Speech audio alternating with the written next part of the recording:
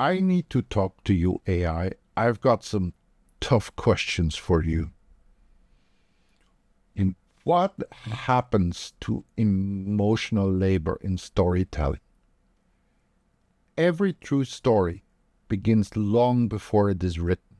It begins in a life, it begins in silence, in doubt, in paying attention to what hurts, to what matters, to what lingers.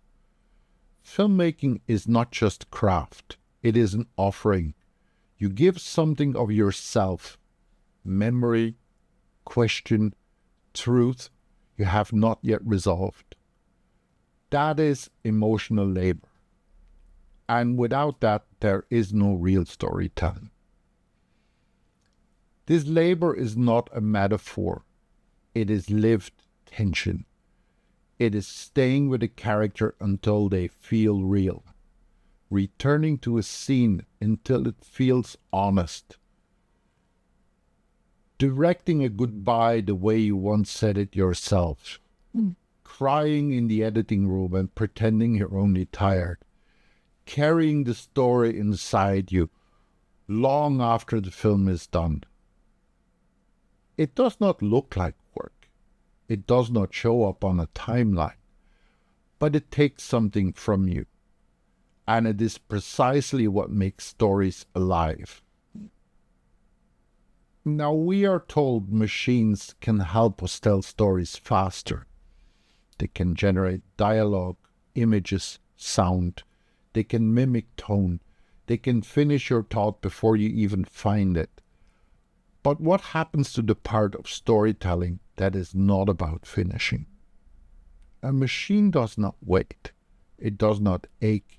It does not wonder if it is ready to speak. It just produces.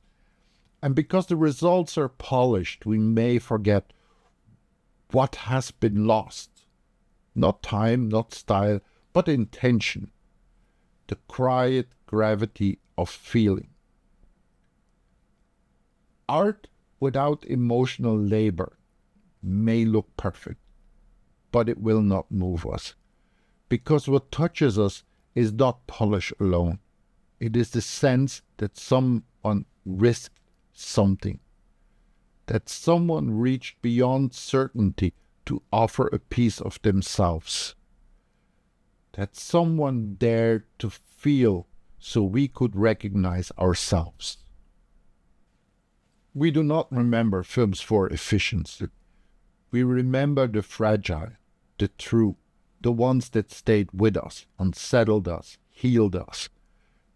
That kind of story cannot come from automation. It comes from care. So the question is not whether machines can tell stories. The question is whether they can carry the burden of meaning. And meaning is born in labor, in presence, in the courage to feel. Without it, we are only arranging words and images. With it, we are reaching across the screen and saying, I see you. That is not something we should ever be in a hurry to replace.